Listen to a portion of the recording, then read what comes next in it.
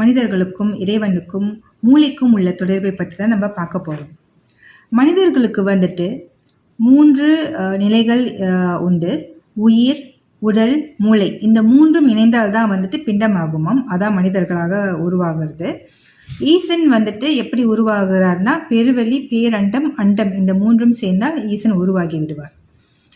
இதில் வந்துட்டு இந்த பெருவெளியை வந்துட்டு நம்மளோட மூளைனும், பேரண்டத்தை வந்துட்டு நம்மளோட உடல்னும், அண்டத்தை வந்து நம்மளோட உயிர்னு சொல்கிறாங்க. இந்த 3த்தையும் இணைக்கிறது வந்துட்டு ஈசனோட ஆற்றல்.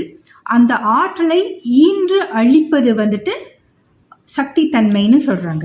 எப்படின்னா, இந்த அண்டத்தில் உருவான இந்த பாதரச துகள்கள் வந்துட்டு ஆன்மாவாக உருமாறி உயிராய் நிலைத்து உடலை உருவாக்குதான். உடலை எப்படி உருவாக்குதுன்னா, பேரண்டத்தில் உடல் உருவாக்குது. எப்படின்னா, அன்னையின் கருவறையில் 10 மாதம் சுழன்று